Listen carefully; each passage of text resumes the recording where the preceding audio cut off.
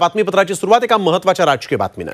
विधानसभा अध्यक्षांनी आमदार अपात्रता निकालात शिवसेना शिंदेंचीच असल्याचा निकाल दिला आणि यावरून आता ठाकरे गटात अंतर्गत धुसफूस सुरू झाल्याची माहिती समोर आली आहे। 2018 मध्ये शिवसेना पक्षात केलेल्या घटना बदलांची नोंद निवडणूक आयोगामध्ये नसल्याचा मुद्दा अध्यक्षांनी निकालाच्या वेळेस वाचून दाखवला आणि यावरून आता ठाकरे गटात खडाजंगी सुरू झालेली आहे। अनिल देसाई आणि सुभाष देसाईंवर पक्षाच्या प्रशासकीय कामाची जबाबदारी सोपवण्यात आली होती, मात्र निवडणूक आयोगात घटना बदलाची प्रत सोपवली असेल तर त्याची प्रत पत्रकार परिषदेत सादर करावी, नाहीतर देसाईंना जाब विचारावा अशी मागणी एका गटानं उद्धव ठाकरेंकडे केली। आणि याबाबत उद्धव ठाकरेंशी चर्चा करण्यासाठी संजय राऊत, अरविंद सावंत, सुभाष देसाई मातोश्रीवर दाखल झालेले आहेत। दरम्यान शिवसेनेमध्ये कसलीही धुसफूस नाही असा दावा अनिल परबांनी केला आहे।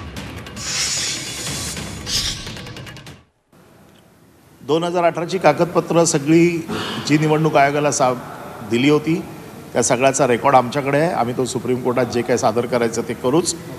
आणि शिवसेनेत कुठली अंतर्गत धुसफूस नाही। शिवसेनेत आम्ही सगळे एकत्र लढू आणि जे काही आम्ही लढवाई लोक आहोत ते शेवटपर्यंत याबाबतीत लढत राहू।